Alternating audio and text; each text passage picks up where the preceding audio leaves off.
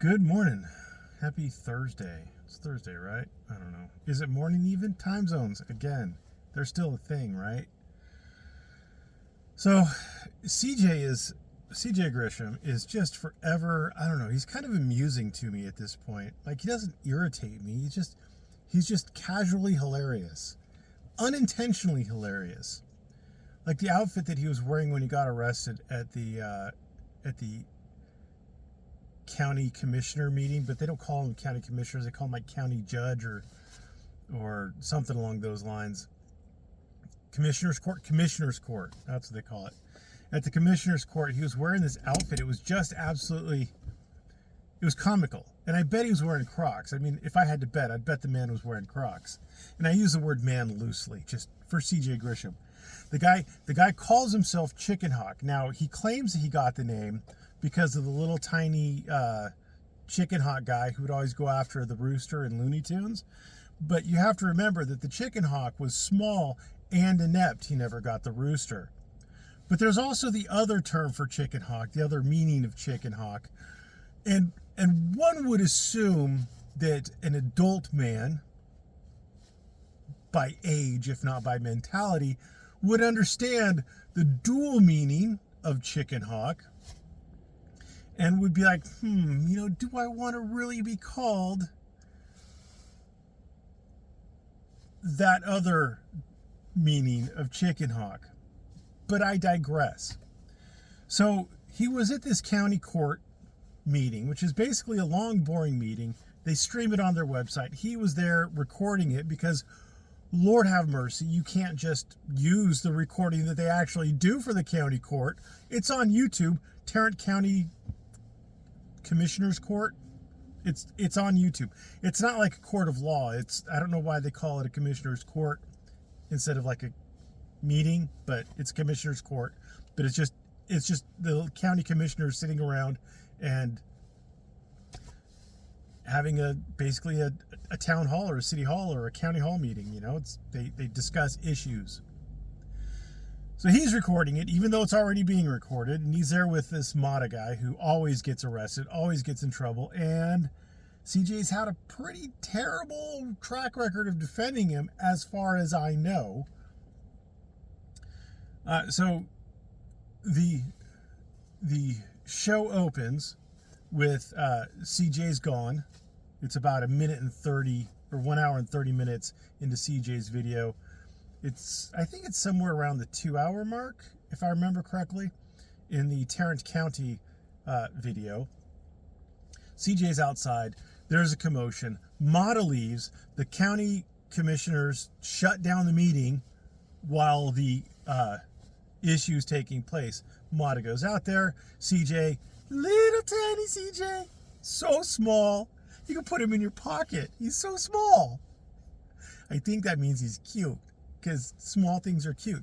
Or at least that's what ladies say about my pee-pee. Anyway, so he's arguing with this, I think it's like a deputy sheriff, or not a deputy sheriff, like a officer, not the sheriff, but like someone up in the ranks of it, about being able to carry a firearm in. And he's talking about, I'm going to maybe get this wrong, so take all this with a grain of salt, but 18 USC 926C, which is part of the LEOSA, the Law Enforcement Officers Safety Act or Security Act or something like that, which is a federal law that says that retired law enforcement officers who retired in good standing with at least 10 years of service as federal law enforcement officers can basically carry anywhere in the country except for state, local, and county buildings. The state governments, the local governments, and the county governments, and the city governments,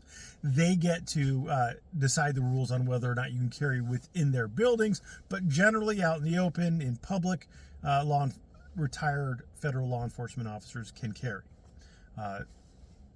So great. So there is an exception carved out in there, and he, of course, is currently in a county administration building. But he's arguing that along with Texas Penal Code, and I could get this number wrong too, so again, grain of salt, check with the local attorney. I'm not a Texas attorney, by the way. I'm a California attorney. And of course, California is bad, dumb, and stupid. And Texas is big hat, great, whatever. But check with the Texas attorney. I believe it's Texas Penal Code 46.415 that has, I'm going to say, subsection 5, like A5 or B5 or something like that. Subsection 5 in there. And again, inspect what you expect. Allows qualified federal law enforcement officers to not be subject to Texas Penal Code 46.02. 03.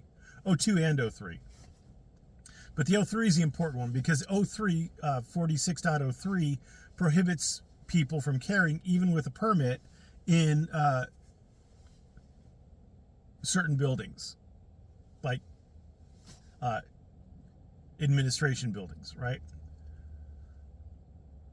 So if you qualify under 18 USC to 926C, and if you have the occupation code section, again, I could get this wrong, it's like 1770, permit or license from like the head of a local law enforcement agency or Texas Law Enforcement Commission or something like that. But there's a few places that can actually qualify you to make sure that you're capable. You can get like a 1-year license or permit that qualifies you for the exemption so that you can carry in county buildings, state buildings, and things like that, right? So he was arguing with this cop that they had a deal worked out. Now, I don't know why you have to have a deal worked out. If you're qualified under the law, you don't need a deal worked out. But he was talking about a deal being worked out. The sheriff's deputy, lieutenant, sheriff, whatever, captain, something like that, was like, you've tried this before or something like that. Anyway, he ends up, I would interpret it as arresting CJ. He also ends up arresting Mata and he arrests CJ. I don't know what for, but the whole thing started because CJ was trying to carry into the county court, commissioner's court, right? Setting the stage. So then there's another video where CJ gets released. And he's like, I wasn't arrested. I was detained. I wasn't charged with anything. I can carry anywhere because the federal law supersedes state law, and this LEOSA, the 18 USC 926C allows me to carry, blah, blah, blah, right? And he's going to go home immediately and sue. And it just, like, it's amusing to me. I deal with a lot of attorneys who aren't highly skilled, aren't highly knowledgeable, who have issues reading the law and understanding the law. And it just amazes me that as near and dear as the right to carry is to CJ, that he wouldn't have a really firm grip on this. And maybe I'm wrong, maybe I'm completely misreading it. I am just a first-year family law attorney, and I'm not licensed in Texas. I'm only licensed in California, and this is Texas law we're dealing with. So maybe I'm completely understanding or misunderstanding. And there are fact questions involved, like, is there a sign, apparently under Texas law, in order to exclude firearms from county and city buildings? They have to have a specific sign posted with specific language, at least according to CJ. And I haven't checked that, but I remember something about that from when I was looking at Diddle and Jack, when he was doing his carrying a allegedly rubber Glock into Leon Valley's city building. He was mentioning that sign. I looked it up, and I remember something along those lines. Haven't looked it up recently. Don't really care. But that's a fact question on whether or not those signs are necessary and or in place. Well, if they're in place, that would be a fact question. Whether they're necessary would be a question of law. Don't really know or don't really care.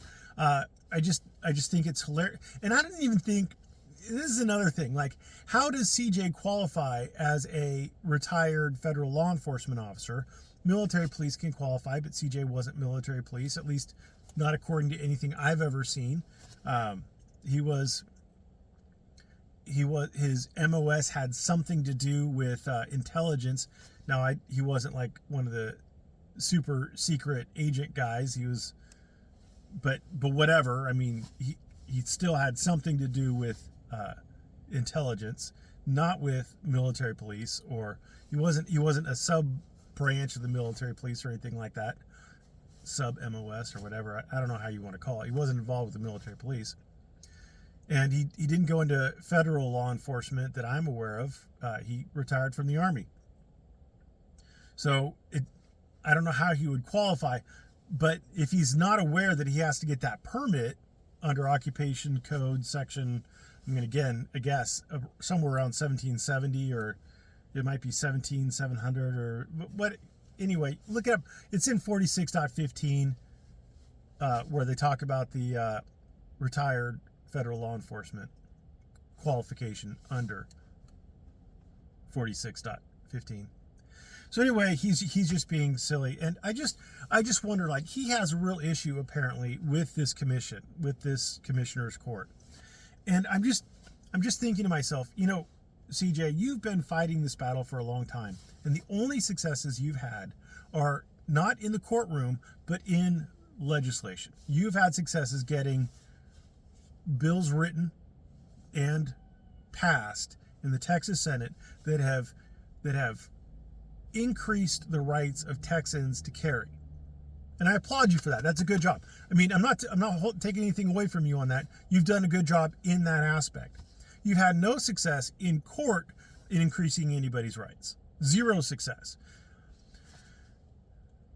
And if you sue over this, which, I mean, you said they only detained you, which is only reasonable suspicion that you committed a crime. I mean, they had to stop the meeting because of the commotion that was going on that you were involved in. I don't know how they couldn't have reasonable suspicion. And I would bet that they have arguable probable cause that you're being disorderly conduct or something along those lines. So anyway, I'm not like, But if you pursue this, at best, I believe you'll get a settlement. At best. You might get nothing. You might get a settlement. It seems pretty weak to me. But what are you really going to change? However, if, for example, you or one of your fans runs for a seat on the commissioner's court, runs for all the seat. If you get, I think there was like 4 or 5 people in that court. I think 4, but maybe 5. No, there's 5. Yeah, I think there's 5. If you and 4 friends run for seats on this commissioner's court, you will have the power to change things to fit your vision, assuming your vision is compliant with the Texas Constitution and the U.S. Constitution and whatever other statutes are involved. But why not go that route? Why not solve a political problem, i.e. the politicians, the commissioners, not creating things like you want, not drafting rules, whatever, like you want. Why not resolve a political problem with a political solution? Wouldn't that make sense? Anyway, that's all I got for you today. I hope you don't think that I think too poorly of CJ. I mean, he is comical. He hasn't shown me any real aptitude as an attorney. And he says stupid things like he's going to go home immediately and file a lawsuit so they know he's not messing around. Like, bro, why don't you calm down and maybe draft it over the next couple days so that you do it right instead of doing it twice? I don't know. Maybe that's just me. But anyway, I hope you don't think I think too poorly of him. I support his position about the right to carry, and I believe it's been unlawfully infringed. Now, this is another thing, So law enforcement officers, retired law enforcement officers, feel safer being able to carry, right? And the federal government, through the legislature and the executive branches, have come together to draft and pass into law and sign into law this LEOSA that allows federal law enforcement officers, retired federal law enforcement officers, to carry anywhere in the country, except for city, county, and state buildings that the city, counties, and states can control access to. So if that makes law enforcement officers safer, wouldn't that also make you safer if you were allowed to carry? I mean, doesn't the logic apply to everyone? If this makes Bob safer, for Bob to be carrying a firearm, wouldn't it also make John safer for John to be carrying a firearm? Doesn't that make sense? Maybe I'm just being silly. So I support CJ Grisham in his quest to enhance gun rights, or return gun rights to the more original vision of the founders in passing the Second Amendment with the whole shall not be infringed language. I support him in that. I just think he's clownish, cartoonish. I think he's clownish or cartoon. He's a little bit of both, a little column A, a little column B, and he's very divisive, and I don't think that helps his cause. And his silly lawsuits aren't going to help his cause either. I mean, they might put money into his pocket, but the guy has like all of his cash apps and stuff in his description. He stopped his 13-minute and 30-second live stream after the wasn't an arrest but was a detainment. He stopped to thank someone for like a 98-cent donation. Like if you're needing 98 cents, bro, you're a bad attorney. Thanks for watching. Have a great day.